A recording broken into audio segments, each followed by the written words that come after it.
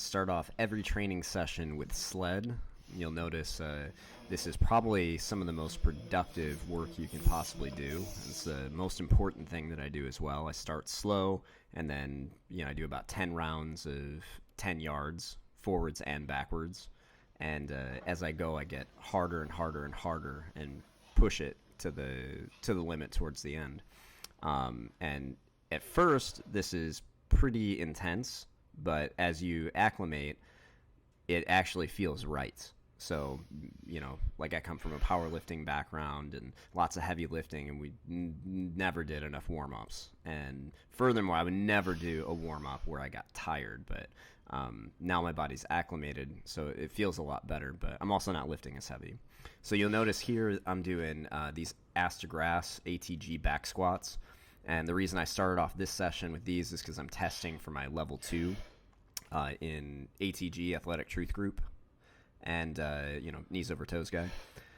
So with these, I have to do body weight for 5 reps. You notice that I ramped up to 205 for a single, and I'm doing 4 to 5 second eccentrics with a solid pause, and I just speeding it up a little bit here to get through it. But it feels super easy, but to have that level of control takes a lot of practice. Even if you can lift heavy weights, what's the quality looking like? If you're just lifting for heavy weights, that's one thing, but I want to be athletic.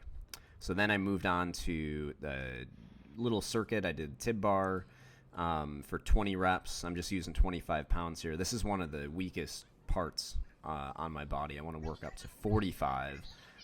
Currently, I'm only able to do like 2 reps with 45, so I've got a long ways to go, especially if I want to get like a 50-inch vert. Gotta start somewhere, right?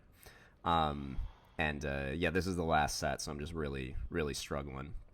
But I went on from there. I do a little circuit from Tib Bar into Nordics, and this is an extended range, so I can do 5 Nordics without any assistance, but I'm using a little bit of assistance here because I'm going deeper, so it's beyond normal range, and I feel that those just give me a much better stretch at the bottom.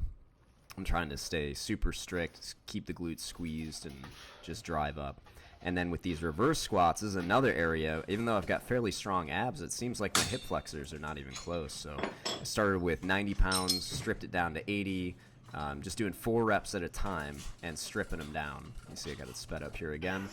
And I got this little setup so that I can really brace and just focus on my hip flexors. I actually like this better than any other setup I've had so far. But I worked myself all the way down to 50 pounds, and it's just brutal. This is the last set that I'm filming here, so I was just completely smoked. The first one felt great, and then second one started getting hard, and this last one, looking back, I feel like I'm not even getting close to the range, so I'll probably have to lighten these up even for my practice ones.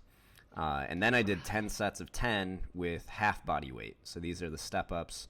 I don't think I'm quite there for half body weight. I feel way too sore, so I'm going to have to lower the weights. But I did this weight because I have to test for it.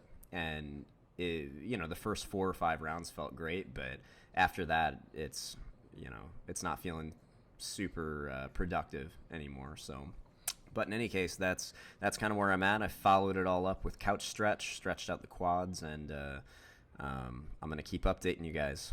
Thanks for listening. Thanks for watching. Hope you got something good out of it.